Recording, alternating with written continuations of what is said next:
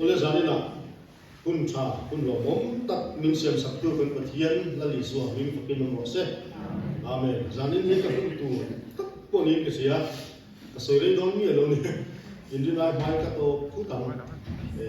ma se ka soi tu ka su poi mo mai ka soi don ni an lo in thung ngong ti kha in thung su an ti mai ka po kan du a ma se ti khai kha kun ka kan khonga e da re le chan le ro pe sa wa sang mun sei tập soi tu rin ka ri luai bo sai lo rin rim za nin chu toi te poi pa ni thum le kan soi so kin zai na he tu hun lo ban ka tum do ni ka thu ro pi ta tak tak ngai ka to wa a lo mo min ka sia ban no mc sang zo li chunga pathian tha tho lo theng te kha lau pa hian kan that na tu ra da na chu a mi ria to te kan ni lat awang hian en po ya phal thi na khop thi na hian oi kan he na he ta then tir phal ti kan che tu ni chumi em ngai lo ban pan an ko chuak ta ka ro pu tu ka ni ta te ga in nu ki le na chan sala ne te ala ne te ka ro pu in ki sia pathian in min sia pathian mi sia kan ni pathian tu lo ang zo gen tu ang na awang te ti sa thil awang te hian tlan ve thin mai la kan rim na tak tu ri ko ve la he ong ve chuang lo a to pa chuan kan tlang na tu rom chun chula li su a krista chau ku lo chu ong lo ni ti a ron lo chiang in sia tu te zo mi dang dang te po kan hum ton le sia tu ra hian mason kan du awang te ro pui kan du ve awang te mi sin na ko nga tun ai sang zo ding hun lo tun na te awanga pathian cha lo kan omani chuan pathian in ko ki re na chu an na khu bang ti hi kan thian tang ka poi mo ni chu chu pentecost meeting kan the mi hau lo tu ra ni ti aron lang chia min ka sia lali suan veteran le na he te ai hian nangin ke mi ma ngai em ati khan veteran khan changam lo ni ti kan sia tu lali suan krista hian ama aya mangai kan ne yang ti a ba berani ama aya buai pui ama aya du zo kan nei phot chuan kan ne na min ko le le na du ri am na ta bia bang ti kan che poi mo chu wa cha ri so fa ka choi mo ya a thu ang ze la kal tu ra kan in bo sa mo ya hi tu le ni ti hi sa ni na hian kan che tha le tu lim ke sia a ka sar mon ro pui ta ka o min ke sia ka thing lu wa sar mon pa ni Bible sang pa ni te po ti zo ke na ni thaw me ron lu dia em oma su khoi zok nge ka se mo ti ka in bu ka ato ba chuanin pathian ran thuam ti he ka tin lunga lo lu lian ta zo ka amma e ro chu ka tin lunga lu pa kha dai ga sia chuak trim trim thawa kan lo bon ga jim jim ta na tu fin da number paruk na chang so paruk ka chang so pa kuwa hi ka thil lu an na takin mani da wa khan lo lu ta mani da ko chang khan ka soyang mo le he chu ka ti ya ma se thian ra tu am de ga thil lu lo lu le ka zo si ya chu mi soi tu chon ke mo chai le ka zo ka ni ma se ka sia cho jim jim tu fin da number paruk chang so paruk a changa so pa kuwa thil paruk lakpana huwa thin a oma ani pasari aten zo ta kaum mit chapote leido theite poi khoi lo ki sen chu na putte thil thalo suam to thin lungte poi khoi tu rangal sakte se du der do soi thin te u nau kara inrem lo na tu te hi poi mo ko bela tam thil pasari aten zo se ka vona ta na poi mo tu ka ni chu pentecost mi de hian kan von thar le ta na ko kan tu ga kan sia so ku ker ker ni thil thalo suam to thin lung te kan ti de ka poi mo nia u nau kara inrem lo na tu te le poi mo lu tu ka ni pentecost mi ta na ma hian thengna sa to lu tu u nau kara inrem lo na tu te ba ko phan kan sia thin sia te kan ke thin sia te an ni wa chung zong zong ka zulal pan atin zong ani chu mi ka zulal pan ada ni vet le to pa chuan atira chuan kan thei nam hang te kan ro pui nam hang te kan thil ki thei nam hang te hian mo chen chu kal thei thin ma se Pentecost mi ta ram chu thara vadin ram ani ta da wangin athuang thei tak tak lo ato ba chun chu mi chu lalpan zero ada chu ni chu bang chu voila hian lalpa ten zong lalpa du lok zong lalpa huat zong tak thil ti lo turin Pentecost mi te a republic of hanote in was turin ganin som du ani ka thimlung an lut lian em sa nom chu ne ba khat chu na sa nom ba khat ka soi da pot apa ni ka soi ko to ni chu aduna a main sermon tu ka chera ka thu pui tu ber FSC ko mi te ne te ko bol le ka thon bungru chang so atanga som ni thang ka chera FSC bungru chang so atanga som ni thang ti chuan chu mi jaw chon kalo request bo angin kan lo extra fa omi ma hoki trong trai na la sa turin so nga ti chuan sa kon tu ta ka chu toi te ni ka ti ha dit ka ri lu om reng che chu tharau lam subject te lo pan min pe a then chu a hun lai chon noi te ni la za tha tak tak te ni ya din tharau lam zia ni om ta ka lang zia ni chuang mi si lo de bom thowa mà sẽ dik tak chu arun arani da ram zui mai ti ka thin lo cha lo ma hay zali la kan khuang te pu na pa RCA PCL ram chana ne ya khovel la ma het a hoi ve ho thi da ni tu ma chuan hostel an na te po thum te po za lui da bin so changam lo thina ma se la pan adua ami ni turin an training tak taka ti chuan khuang ho chunga aza em khuang ho thuang te ho chunga lam kual kha acha ka atingam lowa chu lal pan subject ka pe ya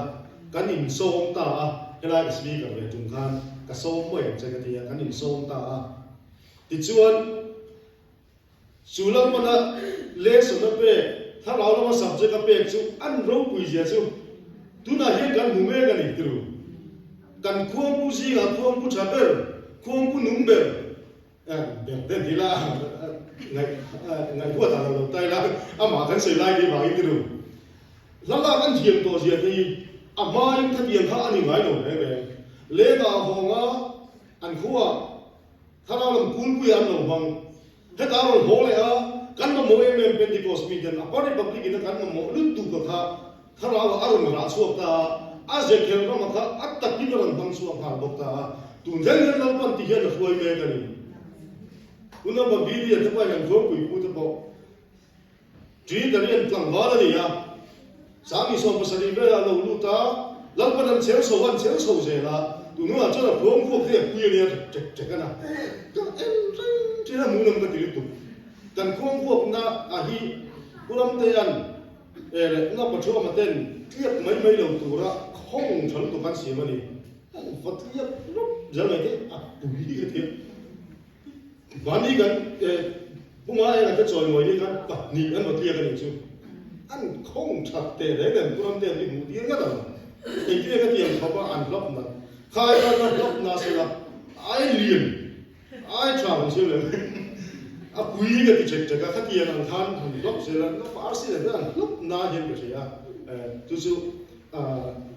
rong kui kan dia tu, huna nang pada cer suara teh, anra alu lang mereka ni. Thao lam si a noi tak ang la hi a chen chu ara alo lang me ka a chen chu noi ral ko om thoma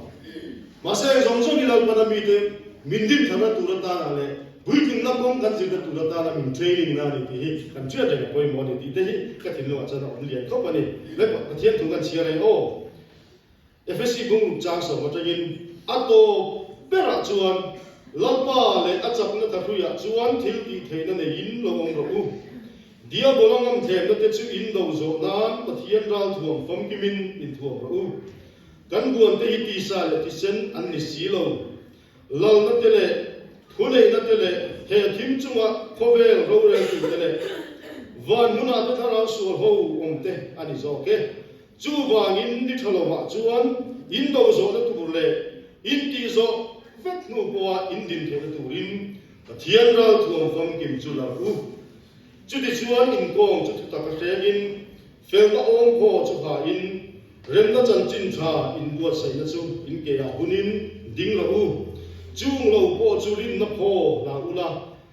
chú chuan misual thằng là thầy song chú intimate thầy ang tin chặt đầm nâng khum lệ thằng nào thiêng lim thằng nào nung nam và thiêng thủ chú la u la trong trai cái lệ điều là tin rễ cái anh hun bùa thằng nào mà trong trai in chú mi công chuan bị thiêng lim song tán thằng nào ngay tập lệ điều có tin ngày này u chân chín cha thu ru quay tất cả uông tù ra tất cả na thu soi tira ka om thei nan ka tan ko mi dir sang lo chu mi ko wa chuan soi tur ang ka soi tur ang chu huai taka ka soi thei tu rin chu mi chan chin tha palai khai diet bun ka ni kan tu sia lan pan kan sa tan ma min so sa ko se amen cham net ma ka du lai ta chu wangin ni thalawa chuan in do zo na tur le in ti zo vết nu boa in din he turin pathian ra thuam phong kim chu la u pathian ra thuam phong kim la u ti lai di pathian ra thuam te kan thu ti ani lo ni le kan thu sia te lo kan sa dan ba min sa se la kan nu ex lo fa omi pathian phong na la sa turin an so nge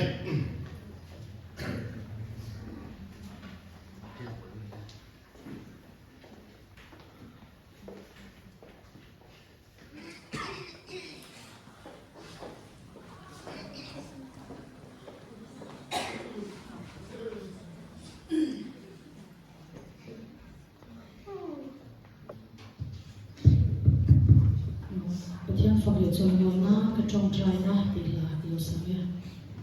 Hãy subscribe cho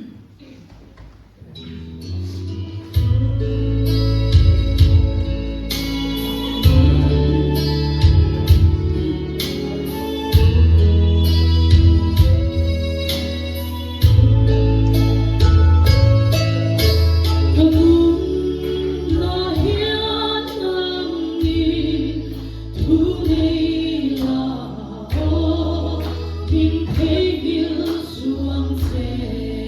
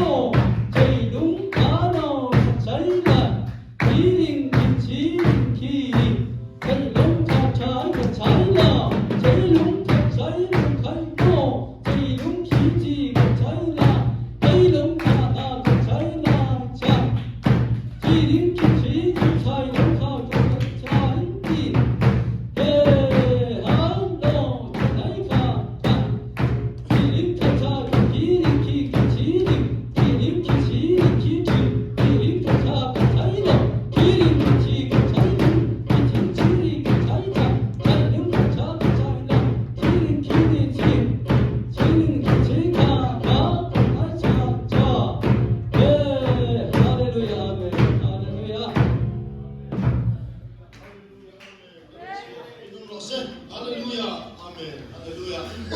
Anu fakilan pan, am takin mal som je rokse, Amen.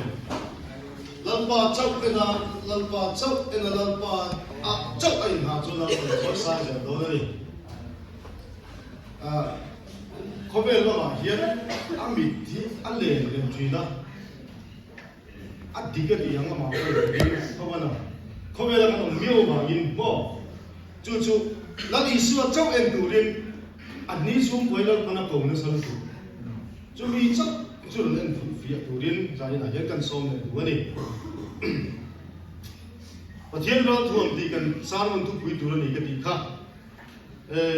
Karil ruwa ka soi tum chen khat chu sot kat tonga. Kichuan ka gol na tura kan lu chhong ha bai do na ni. Lalpan ami tentana ne na ape ral thuam poi mo tak tak Bible a hen kan huwa soi tu tam tak oma ka soi cheu lo ba. Mosia ka Israel mi tele Amalek mi te anin be khan Mosia la ban par thai chung jong khan de nan sang thina. Aban alo khama alo fual piang khan an sak lo thina an glom thina an bet le thina ni. Ijual to bachun Mosia ka aban ko no choi sakta ti kan hu. Lalpan dengaral thumata na min pe koi mo tak chu. Lalpa minga kan ban kan parhi kan ne na ani. Ti zai nai ka soilon le tu. Lali suwa Krishna awa kan ban kan para. Lali suwa ring chan chunga ne na kan puan chun lalpan de na min pe se don. Ede kan ban kan parduala hallelujah amen kan ti te hian. Setana hit pen tam takin nung tum thila ni bi kan thila chula ni. Khomela hian chap chap pu ma ni no kan manga lam mo la khan ban vai tan lam san tu tiru. Chu chon ni azai tan tan chun lo mong tak mai ni ya. Khat yang po pathian fak tu te ni lem lo te po na sa taka an ban para an lam chuan. Lali suwa lele ban lal per kan choi mo ni ya hian kan ban le kan kut le ke kan ole ka de kan manga kan ban kan khar chu tu ni ti sa ina gen kan se khar le do ni chu chu lan pan ra tu ta na min pe poi mo ta ni kan ban kan phar ri poi mo lu tu ti khan ka du to ma ya Gideon le a ho te khan Midian ral an beina khan lan pan ra tu pe kha ho lu tu to rod le mei ser le be ruwa ram beinan chuan a hoi lo lu tuk tru kanila mi su lo kal dor sela silai tenen chem tenen ron kal se mun phian nen o si lo la ve hi mai la a lo om lo bang tru chu ai po chuan a ol om lo zo kang Midian ra thuam chatak tak feile fe zoom te le khatiang chitin re ne na in thuam thal te le na in thuam bei tur khan to rod le mei cher le bel ruak an ken tira dia om zia nei lo tin zaina pon pulom te khan sa su ka Midian ra lan bei don khan Gideon ne na lal pa thulo theng chu lao le khur zong zong chu ki le vet mo se dini lao le khur chu ga thu thum za pui chunga ti tiang rao do ve tum te lam pat adu vak lo chu mi zong zong chu ki le vet turin adu zo chu ga sun huai sem takin lam pan rao ko min pe ang bang tu hian Pentecost mi te kan in buat sai ngai tin lam pan ro pui le a cha te a thang kher mi lo a to pa tui in a se ka khan an kut tu ya ti suaka hetian liap lup chi ho hir khan ne khan ni tùy liệp thiền thế chứ à hồi vắc lâu nia do cái điều dia tu yang dot khol ka chu a ong dan zo ka nia ma se ka tiang pi di lo tu ye dia zu lia ve lu phau kha mi za tum le kha thang lam pa hian a du tu i vak lo ma se huai sen taka dal do tu ra in pe ngam mi te hi lam pa a du ani mai chu lam pa a du be ni tu tiang tu chon kan in bo sa ngai khomer fit na le sa na te ro pu te mang hian in thuam moi chiam tum mai la Pentecost mi da chon kan in be be tak tak chuang lo a thei ve chuang lo ke ka tin lo ya thi ga mem chin chu thu chat tak manga thalo lam subject ne tlak thi ge chuang tin lo me la amen le thei lo je ya mem thu chat tak manga thalo ne be tlak ang chi ge chuan ka tin lo me Pentecost ma sa admit thei lo Pentecost mi da ma hian tharawi ache ngai tu ni lo wa amai ro tharawi te kan over tu ni lo lalpan min suai na chin zela kan tal tu ni thu thatak soi chung si hian tharawi ane be tak the ria chu che chu lalpan phal lo pathum na ka se le tu chu ti chuan arau thuam ape ka chu ti khan ka soi ju yo mai ang soi tu tam tak o manga atlong tu ti lai ka soi tu lai chu ni mai a pathum na kan soi le tu lo ka chu Israel mi tele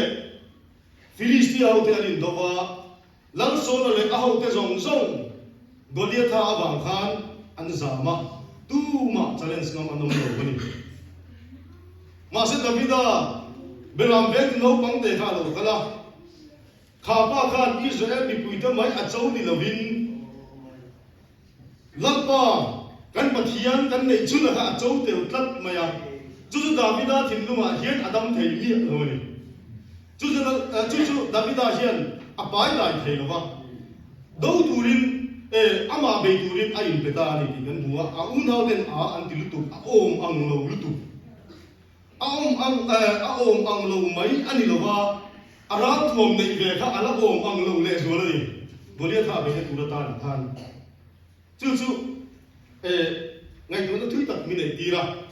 Sola khan Davida ka akal don rau ra bani suan sola ra thuam kha in bel sela ti chuan Goliath a chu be se an ti ya an bel chin ni ma se Davida chuan ngoi te u ka kal pui thiam don ha lo mai a ati ta tak mai ni lal sola ra thuam kha akal pui thiam ve tat lo lam pan na pe virvom chok khani virvom le beram ben yang chi khani pan ruata na pe chuni chu Davida chuan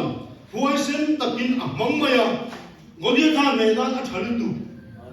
khobe ro puila le na in thua ma tum khan Davida khan eng ma om si om ve lo chak na om ve lo ka kal pui thiam don hak lo maya tat mai ho khobe fin na le ro puila dai a thal tu kan mang ve se lang a thei chin chin chu ma se kan kal thiam pui lo khop phien kan lo ma di lo ma ni